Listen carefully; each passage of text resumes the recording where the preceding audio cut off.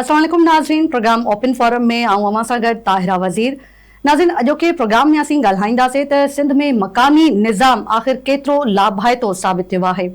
मकानी निज़ाम जेका मकानी हुकूमत हूंदी आहे त उनजो असुल मक़सदु इहो हूंदो आहे त अवाम जा जेके मसइला आहिनि उहे संदन ई दर ते हल थियनि।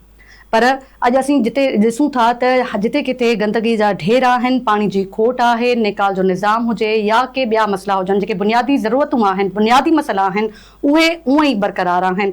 त अॼोके प्रोग्राम में असीं इहो ॼाणण जी कोशिशि कंदासीं त वाक़ई जेके मकानी इदारा आहिनि छा उहे बा इख़्तियार आहिनि।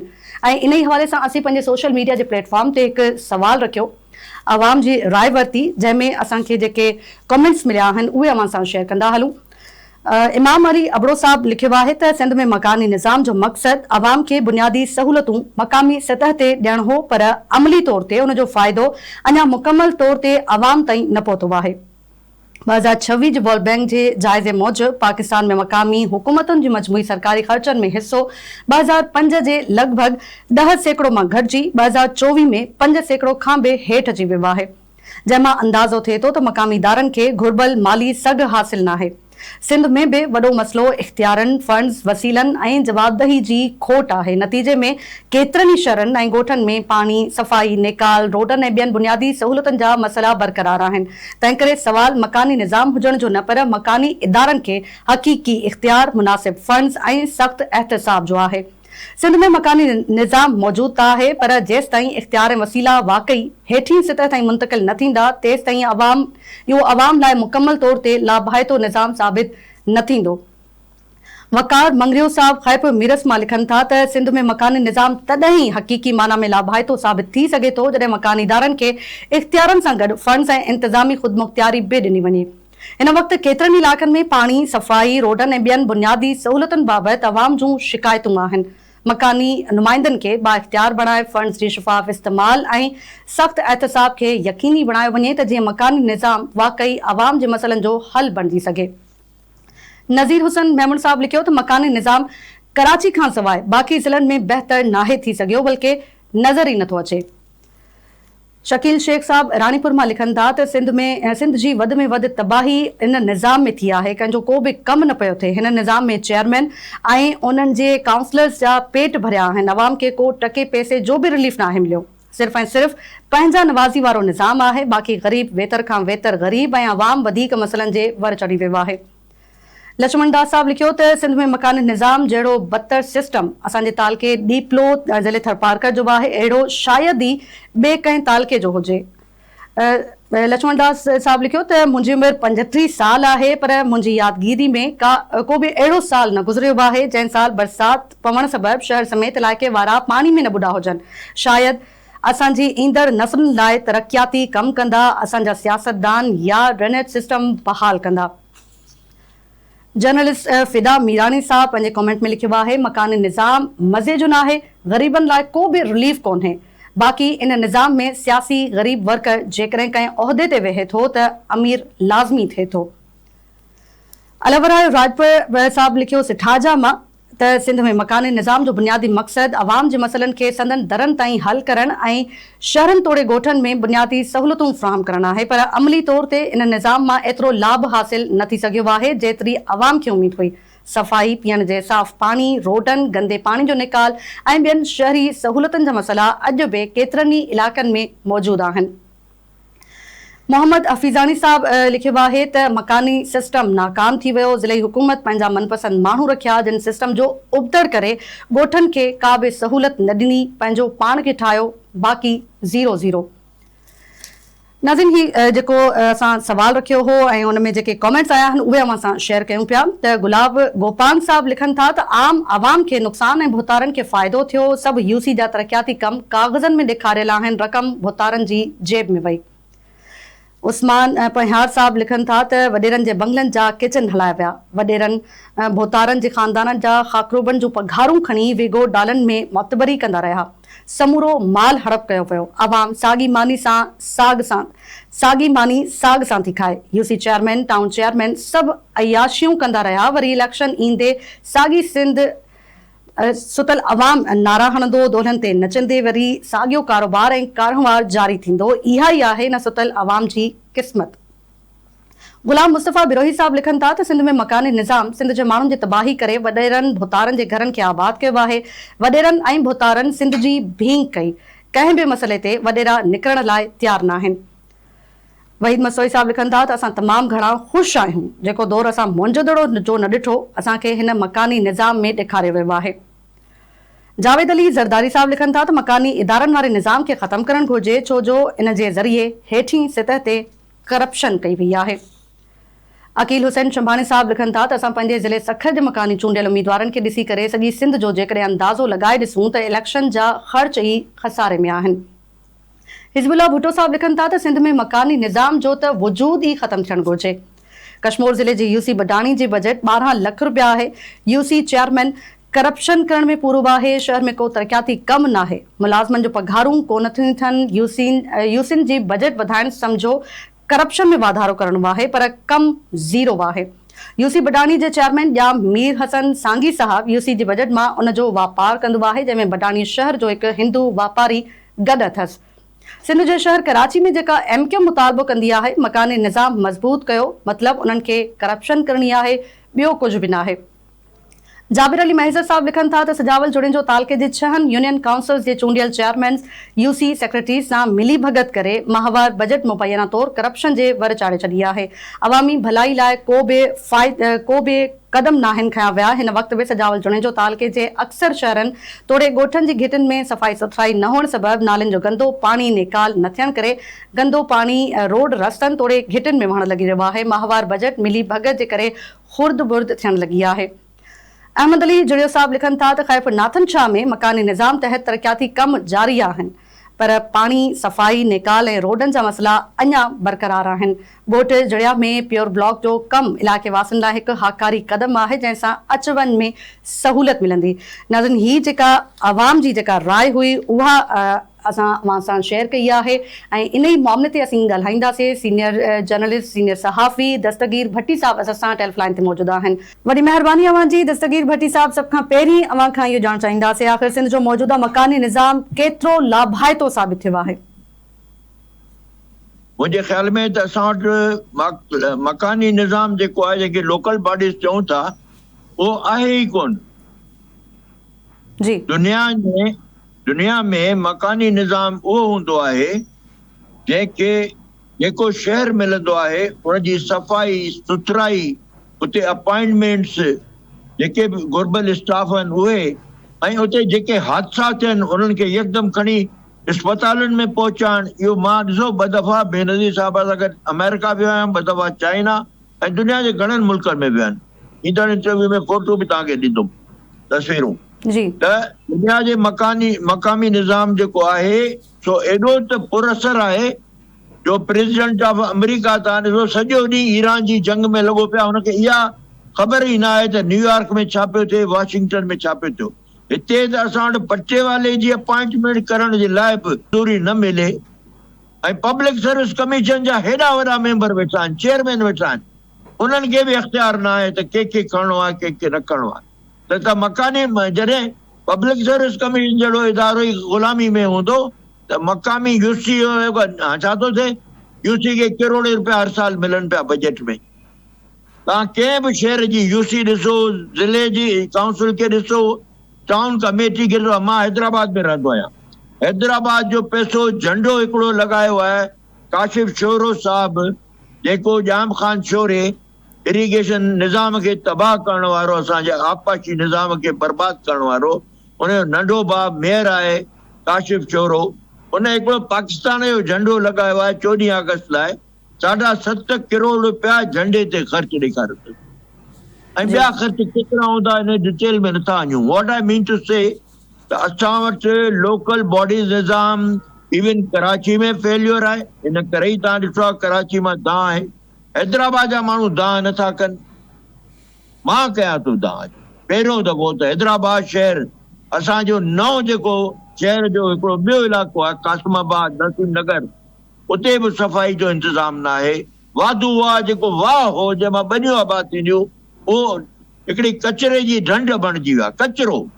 सॼे शहर जो गटर जो जेको आहे गंद उतां थो वहे वाधू वाह मां। वाधूमल ठाहियो हिंदू हो को इंजीनियर कंहिं ज़माने में वाधूमल उन ठाहियो हो। हिननि त हणी हुन जो ॿेड़ो गर्क करे छॾियो आहे। उन लाहौर में तव्हां शहर में ॾिठा आहिनि माल रोड खां जीअं ताईं वेंदो गुलबर्ग ॾांहुं त हुननि जा वाह केॾा साफ़ सुथरा आहिनि, शफ़ाफ़ पाणी थो वहे। हिते त को मेंटेनेंस ई न आहे, सभु बजट ठाहे वञनि। हाणे हिन जो छा इलाज करियूं? शहरी त दाऊं था कनि। त दस्तगीर भट्टी साहब, अव्हां जी नज़र में जेकॾहिं मकानी इदारनि खे माली ख़ुदमुख्तियारी जेका आहे आख़िर उहा ॾिनी छो नथी वञे? उहा इन करे जो असां वटि सिविलियन डिक्टेटरशिप आहे, यानी असांजा हुकुमरान ग़ुलाम आहिनि। मां अॼु हिकिड़ी ख़बर पढ़ी आहे सोशल मीडिया ते त पीर साहब पागारो जलसो करणु पियो चाहे सिंध जे विरहाङे जे ख़िलाफ़, त सिंध खे टुकड़ा टुकड़ा न करियो 16 तारीख़ ते अगस्त जी। जी बिल्कुलु। अॼु सिंध गवर्नमेंट ऐलान कयो आहे त पीर साहब पागारे खे जलसो करण जी इजाज़त न आहे, छो त मथां इस्लामाबाद मां ऑर्डर आयो आहे। तो मक़ामी इदारा त सम्झो त सवा चट आहिनि, बेकार आहिनि, नो यूज़। त दस्तगीर भट्टी साहब, जेकॾहिं असीं ईअं चऊं त मकानी चूंडूं जेके आहिनि उहे वक़्त ते न पियूं थियनि, छा इन सां मक़ामी हुकूमतनि जी कारकर्दगी ते असर पवे थो? मक़ामी चूंडूं अहिड़ियूं चूंडियूं थियनि थियूं जहिड़ियूं असांजूं आम चूंडियूं थियनि थियूं। फारम 47 न, हुनजो फाण 49 आहे, 50 जे लॻभॻि आहे। जी, अहिड़ियूं नाकारा चूंडियूं थींदियूं आहिनि। त दस्तगीर भट्टी साहब, इहो ॿुधाइजो, जेकॾहिं इख़्तियार जेके आहिनि उहे मकानी नुमाइंदनि वटि आहिनि त पोइ अहम फ़ैसिला जेके आहिनि उहे सूबाई सतह ते छो थियनि था? हर जॻह ते इहो हिसाब आहे। एंटी करप्शन अथव, एंटी करप्शन छा आहे? एंटी करप्शन, करप्शन जी पुफी आहे, मामी आहे, चाची आहे, इहे सभु पैसा ॾियो जिंचड़ आयो। भले केॾी बि करप्शन आहे, सिंधी माण्हुनि खे लुटियो फुरियो भींग करियो। असांजी बजेट मां तव्हांखे हिकिड़ो मिसाल थो ॾियां। हाणे अॼु 4 साल अॻु वर्ल्ड बैंक 50 अरब रुपया ॾिना, डॉलर में ॾिनऊं, पोइ 50 अरब थिया। त तव्हां हैदराबाद मां जेके जामशोरे मां केनाल्स निकिरनि थियूं, ॾिसो जामशोरे मां 3-4 केनाल्स निकिरनि थियूं। हिकिड़ो कराची वाह निकिरे थो, ठीकु आहे, जेको कराची खे किंजर ढंढ मां पोइ वरी अॻिते पाणी। हिकिड़ो फुलेली वाह निकिरे थो, टियों अकरम वाह निकिरे थो। अकरम वाह जेको आहे सो क़दीम तरीन आहे। हुनजी लाइनिंग जे लाइ त हिनखे सीमेंट जे ॿई पासा ठाहियो त जीअं पाणी जेको आहे सो पनियुनि खे बि ख़राब न करे, पाणी निकिरी वेंदो आहे मिटी मां। सीमेंट लॻाए हिन जॻह ॿई ऐं छाटी करे हुन में एॾी गुंजाइश ठाहियो त जीअं अकरम वाह जो पाणी बदीन जे आख़िरी, बदीन असांजो तव्हां ख़बर आहे सवा पछाड़ी वारो पुछड़ीअ वारो ज़िलो आहे, पर बदीन जा माण्हू अॼु बि रोइनि था। पर वर्ल्ड बैंक नोटिस वरितो त ही 50 अरब रुपया तव्हां काॾे कया? हुननि बाक़ाइदा लिखत में ॾिनो आहे, तव्हां ही 50 अरब रुपया जेके असां तव्हांखे इरिगेशन डिपार्टमेंट खे ॾिना तव्हांजे ई दरख़्वास्त ते, त अकरम वाह जी असांखे लाइनिंग कराइणी आहे, सीमेंट सां हुनखे पको करणो आहे ऐं छाटी कराए हुन में पाणी वधीक वञे, छो त उहो 50 अरब ई जेको आहे तो हिकिड़ो मिनिस्टर आहे, छा कयूं? तंग थी विया आहियूं। महांगाई ॾिसो, तकलीफ़ूं ॾिसो, रोडनि ते जेको आहे हिते शोरूम खोलिया आहिनि, मकानी जेको इदारा हुजनि हा न, असांजो जेको कासमाबाद वारो मेन रोड आहे जितां कराची जो सुपर हाईवे लॻे थो, ख़ुदा जो कसम आहे इहो ख़ाली हुजे हा ऐं ट्रैफिक जी रवानी हुजे हा। हिते शोरूम गाॾियुनि जा ठाहे पुलिस वारा पैसा वठनि था ऐं उते जेको आहे अधु रस्तो ॿिन्ही पासनि खां बिलाका रुगो गाॾियूं बीठियूं आहिनि रिश्वतखोर ऑफिसरनि जूं। बैंक में पैसा वञी जमा कंदा हो, चवंदा सोर्स ॿुधायो, हाणे रिश्वत जो सोर्स कहिड़ो ॿुधायो? इन करे गाॾियूं वठी, बनियूं वठी, सोन वठी, अहिड़े नमूने पैसा लिकाइनि था। हिते तपेदार ऐं मुख़्तियारकार अरबपति आहिनि, करोड़पति न आहिनि, अरबपति आहिनि असां वटि, कराची, हैदराबाद, सक्कर, इवन नंढनि ॻोठनि में। त दस्तगीर भट्टी साहब, इहो ॿुधाइजो, मकानी इदारनि जे बजट में शिफ़ाफ़ियत खे यकीनी बणाइण लाइ आख़िर को मुअस्सर निज़ाम छा मौजूद आहे? जेसि ताईं पाकिस्तान में आम चूंडूं, माना general elections not be fair and free, unless and until general elections are not fair and free, you cannot expect the minor institutions, the local institutions to be free. Form 45 बदिरां 47 ते इलेक्शन थियनि था, त हेठियनि इदारनि जी कहिड़ी हैसियत रही आहे? को रुगो सिंध सां वेल थोरी आहे, पंजाब में बि साॻियो वेल आहे, हर जॻह ते इहो साॻियो वेल आहे। यूसीओ चेयरमैन हींअर छा ॿुधायांव त केतिरा करोड़ कमाए चुको आहे। भट्टी साहब, आख़िर इहो ॿुधाइजो त मकानी इदारनि में जेका करप्शन आहे ऐं सियासी मुदाख़लत आहे उनखे रोके कीअं सघिजे थो? वो तो हुकूमत जो फर्ज़ आहे रोके, एंटी करप्शन जो फर्ज़ आहे, नैब जो फर्ज़ आहे, मुंहिंजो तव्हांजो कोन्हे। अमा त छा हुकूमत चाहींदी त उनखे रोके ऐं मकानी निज़ाम खे बहितर कजे त जीअं आवाम ते उहे बहितर सहूलियतूं जेके आहिनि उहे पहुची सघनि? अॻे ज़माने में जॾहिं फ़ौजी हुकुमरान इख्तियार संभालींदा हुआ त उहे सभ खां पहिरीं जेके बि करप्शन कनि था उन्हनि सभिनी खे जेल में विझी उन्हनि जे आंडनि मंझां पैसा कढंदा हुआ। वरी ऑफिसर जेके एंटी करप्शन में हिकिड़ो चेयरमैन वेठो आहे ज़ुल्फ़िकार शाह, इहो हाणे 3 साल थिया आहिनि, 5 साल अॻे रहियो, 8 साल। एॾो महबूब माण्हू आहे असांजे सिंधी हुकुमराननि जो, एॾो महबूब आहे जो उनखे एंटी करप्शन जी चेयरमैनशिप था हथ आइनी कोन था। ऐं एंटी करप्शन जो हाल ॾिसो त कहिड़ो आहे। रोज़ ख़बरूं पढ़ो था त कणक कुआ खाई विया। अड़े भई बचल राह पोटे जंहिं 50 करोड़ रुपए जी कणक रुगो दादू ज़िले मां चोरी करे विकणी चढ़ी आहे चक्की वारनि खे, फ्लोर मिल्स खे। तव्हां उन जी गिची में हथो न, तई पकड़ियो था नंढनि नंढनि खे, फूड इंस्पेक्टर इहो तो पकड़े पैसा वठो छॾियो ॾिन। त भट्टी साहब, आख़िर में अव्हां खे इहो ॼाणणु चाहींदमि त मकानी इदारनि जी जेका नाकामी आहे उनजो ज़िम्मेवार आख़िर केरु आहे? निज़ाम आहे, सियासी मुदाख़लत आहे, या जेके नुमाइंदनि जी कारकर्दगी आहे उहा इन जी ज़िम्मेवार आहे? जेके यूसी वारा या टाउन नाज़िम, इहे वरी अञा डबल ग़ुलाम आहिनि। इन्हनि खे पैसा मिलनि था बजट जा। मिसाल यूसी नाज़िम खे 2 करोड़ मिलिया हर साल बजट में, या 3 करोड़ मिलिया, पाण खाईंदो, उनजो स्टाफ खाईंदो, इहो आहे। साॻियो हाल टाउन कमेटीज़ जो आहे, साॻियो हाल कराची जा माण्हू रड़ियूं जेके कनि था से नाजाइज़ कोन्हनि। तव्हां ॾिठो आहे त जेको रस्तो अचे थो गुलशन इक़बाल मां विचों रोड काइद आज़म जी मज़ार ताईं, उनखे केतिरा साल थिया आहिनि त उहो अञा ताईं कंप्लीट कोन थियो आहे। हाणे ईअं असां वटि 500 प्रोजेक्ट आहिनि पीपल्स पार्टी जा, जंहिंमें अरबे एमपी हासिल थिए थो।